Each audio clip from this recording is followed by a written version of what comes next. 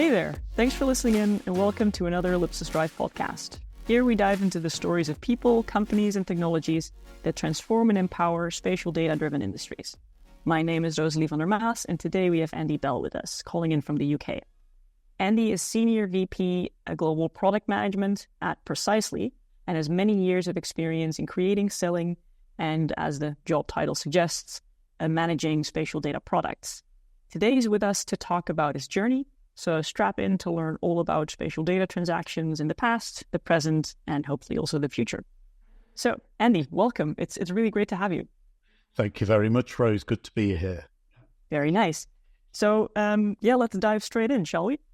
Yeah, so, you built up my position. I've been in geospatial data or data products for 30 years, started out doing retail analytics, but realized the data was the most important part of it. And having good quality. So kind of moved into building data products and found myself about 12 years ago getting into data product management here at what was at that time Pitney Bowes. We are now Precisely. And Precisely is an interesting company in terms of, we are a leader in data integrity. We serve 12,000 customers. We're a global business. We do software and data.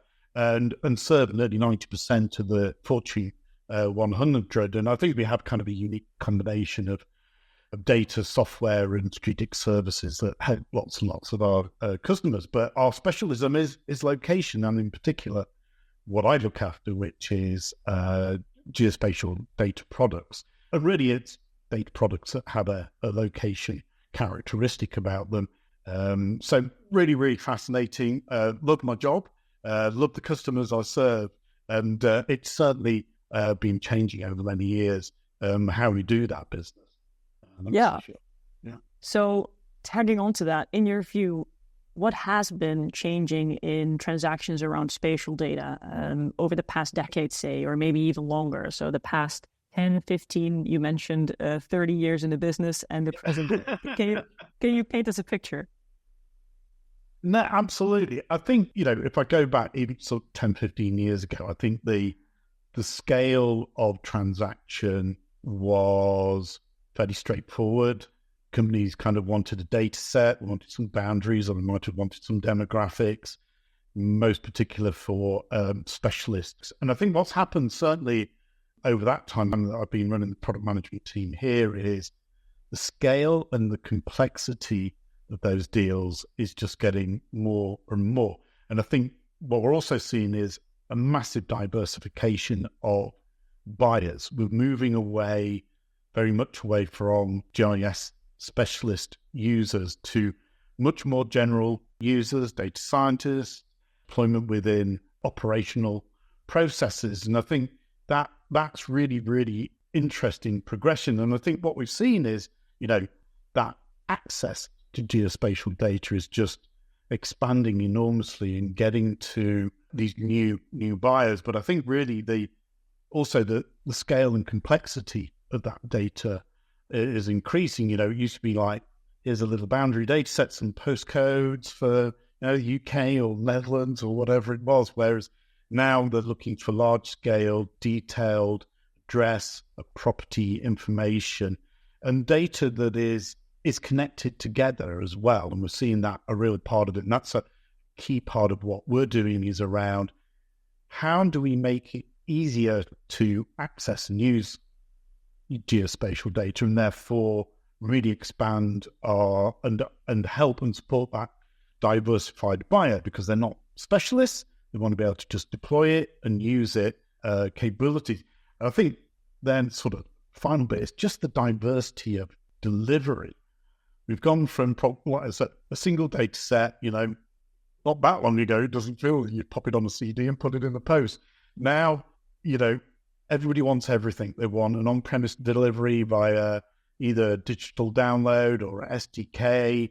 They want API access, they want managed services, but also with the rise of the cloud services, they want that data deployed directly into their cloud environment. And particularly recently, Snowflake and Databricks has really sort of driven that capability. So yeah, it is suddenly become massively diverse, much more complex, but the end users are also becoming much more diverse and complex in their use cases and environments that they want to work in.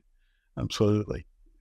So let's double click on that part, because you already touched on it in several themes, but indeed the infrastructure part. So today's infrastructure, is that intuitive and flexible enough to accommodate these changing market dynamics, and not just like the use cases and the customer demands and these varied customer profiles, their needs for interoperability, their demand to use non-spatial data in conjunction with spatial data, to use it in real time, to use it indeed within frameworks like Databricks and Snowflake, but also thinking about the new technologies like an appetite to use more AI or new remote sensing methods. Like, if we double click on that, what does that mean for how you conduct business and how you conduct these transactions? Yeah, and I think one of the key bits there is I think for geospatial data, we really aren't quite there yet, really, in terms of intuitive, flexible environments, and particularly when you see the scale of data use, the volume, the use within AI, as you rightly say. I think, although I was going on about this diversification of the users, geospatial data is still seen as very specialist. And you can see that, when you look at, some of the capabilities of Snowflake, Databricks, and there are many others, is they haven't quite grasped yet the full complexity of spatial data. And I think a lot of companies kind of just go, well, it's just a point on the map. Well, we know that data, be it satellite imagery in raster formats or boundaries, and you need to know the exact dimensions of that boundary, that becomes complex and very large data. And a lot of the systems we've seen over the years have really not grasped that. And it wasn't that long ago I was working with a particular customer's database, and they said it's spatially enabled, but their spatially enabled column only had 255 characters in it. You try and put the coordinates of the boundaries of Canada into that, and it doesn't really quite work. And we see that again and again. But one of the things that we're finding is a lot of these organizations are engaging with geospatial specialists to understand, how do we improve what we do, because they know this is, location is so important to so many businesses, processes, and how they are successful, that it's just really, really important. And I think particularly as you see the rise of AI as well, it is, those models need data. They need consistent data that you can trust and is available in a straightforward and an easy process. So, when you look at that type of capability, it's just going to be, it's so important that infrastructure can meet the use that customers want to apply the data sets to. Absolutely.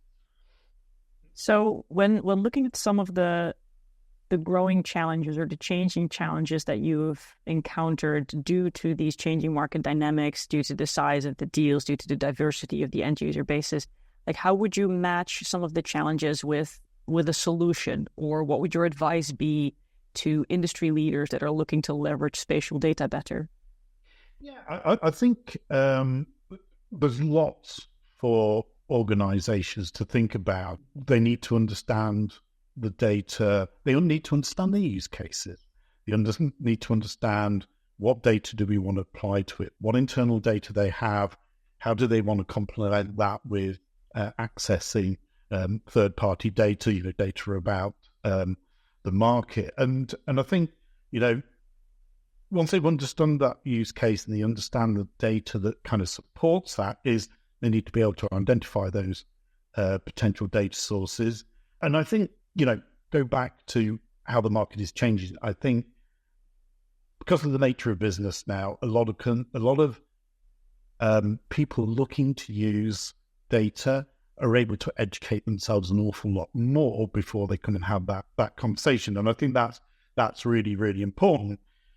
Therefore, when they do find the sources they want to be able to put a proper evaluation of that data. Does it have the coverage, the content? Is it updated and maintained in the way that you would expect it to be. And then on top of that, you've got to understand the terms and conditions of use. That is really, really fundamentally important because there are different types of licenses. Companies and open data providers can put limitations on that use of the data, and you've got to really understand that. And I think the other way is also understanding how that data is delivered. And I go back around diversity. I think one of the things certainly we're seeing it precisely is we have to provide all of that diversity of delivery. You can't just be API only. You can't just be on-prem. You can't be just this, that, or the other. You've got to be able to deal with that because that's what your customers expect it. But I think on the other side of it is an organization also has to consider the technology they're deploying and understanding what sort of data can we put in there, how do we interact with it, what's the cost and the scale of using that data. So I think they've got to think about an awful lot of things, be able to do that. It's not just, hey, I've got mapping from my desktop and I'll buy some boundaries now. It is large scale processing. You know, we've seen customers processing millions and millions of records on a daily basis against broad levels of geospatial data, that's for sure. And have you in your career sort of seen this being done really well by some customers you've seen, like really thinking it through, knowing what they want, applying it properly, you know, spending the resources that they should to get this done well? Is that like, you have some success stories that you're really proud of? Absolutely. I mean, we do, and they do vary a huge amount. Absolutely. I would say there are a number of organizations, a number of leading insurance companies and telco companies where they've understood the value of geospatial data, and they really do push what they can do with data. So, you know, one of our companies that we talk about an awful lot that we work with is Travelers in the US, and their sophistication and understanding of both geospatial processing and data is outstanding. And they really ask the right questions. They really want to see the best data, but they also want to work with organizations to be able to push what they can do. So absolutely, we see the success, but at the other end, we've got many companies that really are just at the starting. I mean, we have discussions with customers now, and they just want to go, we just need to be able to put the thing in the right place to start with. You know, we want the right location and we want a bit of context so we can then start working on processes. And I think, you know, still a massive diversification, and it can be big, small organizations, all in different places. So, yeah, and I think they appreciate, certainly from where we work, they really appreciate the relationship that we build with them to help them, because it's in our interest as well as theirs to help them be able to deploy and use our products in the most effective way that they possibly can. I also imagine that's what keeps your job interesting, that type of diversity in clients and also where they are on the journey. No, absolutely. You know, and sometimes it's good to try and just be caught up and have a customer who's really very early on, and you like go, okay, I really do need to, you know, it's good to go back to explaining the basics of, you know, it's like a postcode. You know, we've been using postcodes in geospatial for years and years, but everybody forgets they're designed to deliver the post, not for us to have nice little neat boundaries to do our analysis in. And still you need to go and educate customers about that's how they're built. And therefore, when you potentially look at them, they may not make entirely the greatest sense. Yeah. So does it also happen that your customers educate you? Absolutely. I mean, there is plenty of customers who then tell us how they're using our data, and we're just going, never even thought about using it in that way. And also talking about the different use cases, which allows us to then develop our roadmap as well. So it's really important that we get the right feedback, what it is they're trying to do, where they see the limitations. So absolutely, we constantly talk to our customers, and as a product management team, that is a key aspect of what we do. But and we should never make any broad assumptions about things. And sometimes it does surprise us. I mean, we have a delivery tool that we use, which is we still have a very large amount of on-premise customers. They do digital download. Within that, we have a whole learning experience. You go and visualize data in a map and all sorts of that. And we've just kind of built it so people can understand our product. But we hadn't realized that we had customers coming in and actually analyzing some of our data within that environment. And we were we're going, you're doing what? And you suddenly realize they're doing things you'd never expect them to do. So yeah, it is important to have those conversations, but understand, what it is they're trying to do and the boundaries that they're pushing. Absolutely. Got it. Yeah. So what do you foresee, or what are some of your predictions in what will happen in the industry in the short term? So say next 12 to 18 months, like are any overhauls or changes imminent? And if not in that short of a term, what do you think this will happen? No, absolutely. It's always difficult to predict the future, and there's so many new technologies coming along. However, I have two that I think are really important. And I think first one, and I think this is across data as a whole, but I think it's a real specialism for geospatial data, is the demand for connected data. So you have all of these different data sets. They're disparate, an address, a building footprint, a business, a flood zone, some boundaries, some demographics.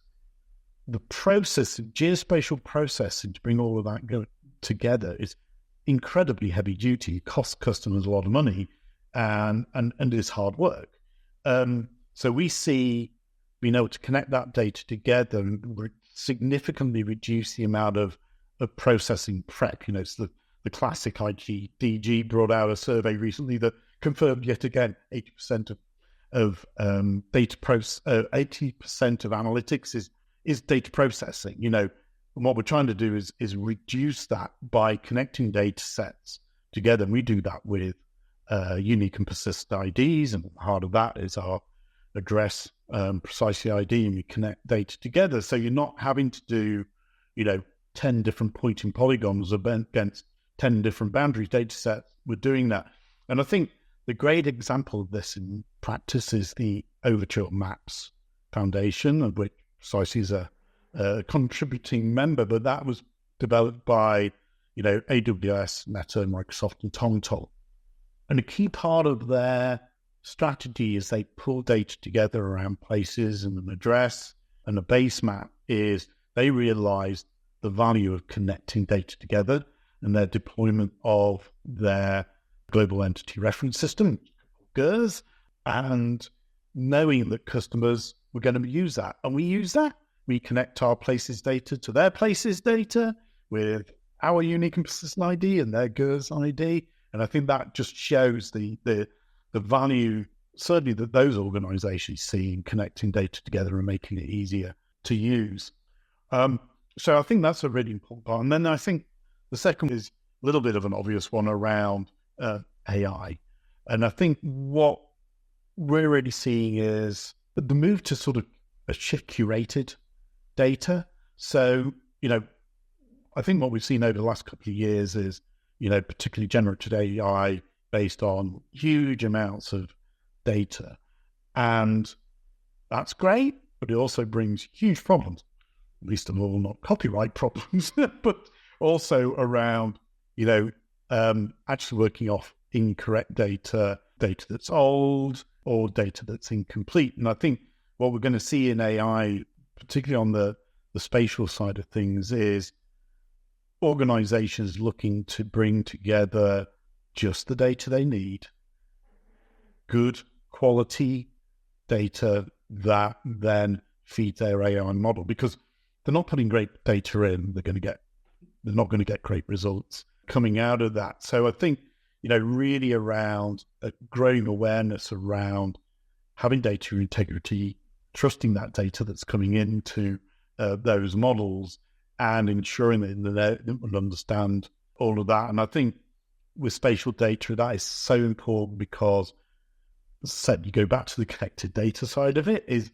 connecting the data in the right and most appropriate way as well. So I think those two things, I think, are going to be the key things over the next 18 months, and everything that kind of supports that, the infrastructure and the accessibility to data is just going to be really, really key for all of us within this business. Got it. I think those are two interesting insights. And I guess we'll also make sure that the founders of Overture join our podcast at some point to also share their story. Absolutely. I think that would be very, very interesting. Absolutely. We'll share the podcast with them and consider them invited. Great. So I think, unfortunately, with this, we are at time for this one. So it's time to wrap up. On behalf of our listeners, thank you so much for sharing your insights. And if you are tuning in and you'd like to know more, we'll leave some links in the description so you can find the resources you're looking for. Thanks for being here with us today, and until the next one. Thank you very much, Rose. Bye.